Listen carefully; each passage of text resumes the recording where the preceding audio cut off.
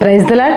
ప్రభునందు ప్రియులైన మీ అందరికీ మన ప్రభు అయిన యేసుక్రీస్తు నామములో నా హృదయపూర్వకమైన వందనాలు తెలియజేస్తూ ఈ దిన దేవుని వాగ్దానం అనే ఒక కార్యక్రమంలోనికి ప్రేమతో ఆహ్వానిస్తూ ఉన్నాము. ప్రభు తన కృపలో మనల్ని జ్ఞాపకం చేసుకుంటూ ఆయన కాపుదల మనకిస్తూ మరొక దినాన్ని ఉచితమైన కృపలో మనకిస్తూ ఉండగా ప్రభు మనకిచ్చిన ఈ దినాన్ని బట్టి ఉదయకాలమే దేవుని సన్నిధిని వెతుకుచూ ఆయన ముఖ దర్శనం చేయొచ్చు ప్రార్థనతోనే ప్రారంభించున్నారు కదా. ప్రతి వాగ్దానం ద్వారా ప్రభు మనల్ని ఆశీర్వదించేందుకు, మనల్ని బలపరిచి ధైర్యాన్ని ఇచ్చేందుకు ప్రభు మన మధ్యకి వస్తూ ఉండగా మరి చదువుకుందాం.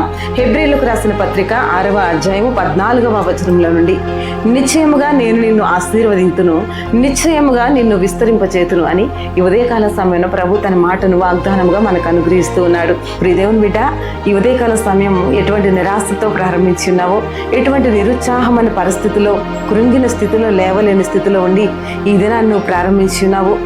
నన్ను ఎవరో ఆదుకుంటారు, నా యొక్క ఆశ్రయం ఏంటి, నాకు ఆధారం ఏంటి అని ఈ దినమున దుఃఖముతో ఈ దినాన్ని నువ్వు ప్రారంభించి ఉండొచ్చు. ప్రభు నిన్ను చూస్తూ ఉన్నాడు. నిన్ను ఉన్నతమైన స్థితిలో నిలిపేందుకు, నిన్ను ఆశీర్వాదకరంగా మార్చేందుకు, నీ ఎడల అద్భుతమైన కార్యాలు జరిగించేందుకే ఈ దినమున ఈ యొక్క వాగ్దానం ద్వారా నిన్ను దర్శిస్తూ ఉన్నాడు. ఇప్పుడు దేవుని బిడ్డ, దేవుని మాట యందు, దేవుని వాగ్దానం అందు నమ్మికతో ఈ దినాన్ని ప్రారంభించు. దేవుని సన్నిధిలో నీతి యథార్థతలు కాపాడుకొనొచ్చు.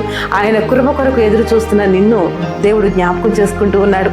ఒంటరితనంగా, కుటుంబ పరంగా ఎన్నో నిందలు, వేదనలు, ఎన్నోసార్లు నువ్వు కార్చిన కన్నీరు, కలవరాలు అవన్నీ కొట్టివేసినట్లుగా ప్రభు ఉదయకాల సమయంలో నిన్ను జ్ఞాపకం చేసుకుంటూ ఉన్నారు. ఎదురులైన దేవుని భక్తులందరూ ఆయా సమయాలలో వారు దేవుని మాట విని ఆయనను వెంబడించి ఆయనతో సహవాసం చేసినప్పుడు ఇదిగో అబ్రహాముతో మాట్లాడుచూ ఉన్నాడు, నిశ్చయముగా నేను ఆశీర్వదిస్తాను, విస్తరింపజేస్తాను అని ఆ మాటను వాగ్దానంగా ఇచ్చిన దేవుడు నెరవేర్చుటకు సమర్థుడు, శక్తివంతుడై అబ్రహామును ఆశీర్వదించినట్లుగా మనం చూస్తాం.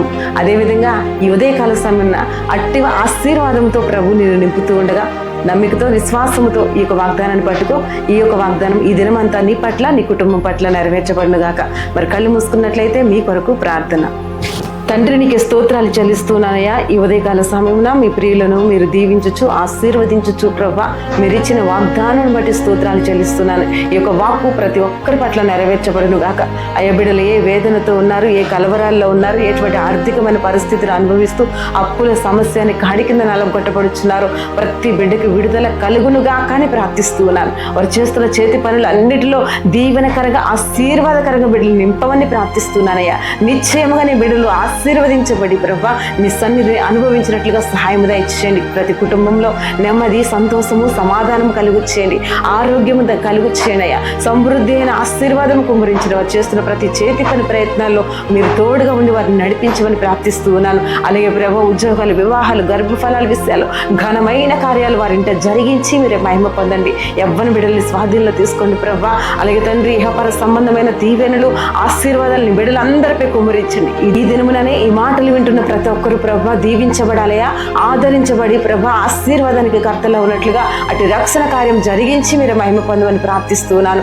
అలాగే తండ్రి, నీకే వందనాలు అయా. నీ పనుల్లో, పరిచర్యలో నీ దేవుని దాసులందరికీ నీ కృపతోడే ఉంచి నడిపించండి. ఈ దినమున అందరైతే మ్యారేడ్ డే అలాగే బర్త్డే జరుపుకుంటున్నారు, నీ నామంలో వారిని దీవించి ఆశీర్వదించి సంవత్సరాలు మొదలుకొని సంవత్సరాంతం వరకు నీ కన్ను దృష్టి వారిపై నిలిపి ప్రభా వారి అన్ని విషయాల్లో వర్ధిల్లున్నట్లుగా సహాయం దయచేయమని ఇది ఒక వాగ్దానం ప్రతి ఒక్కరి పట్ల నెరవేర్చి మీరే మహిమ పొందమని నజరేయుడైన యేసుక్రీస్తు నామములో ప్రార్థించి వేడుచున్నాను తండ్రి.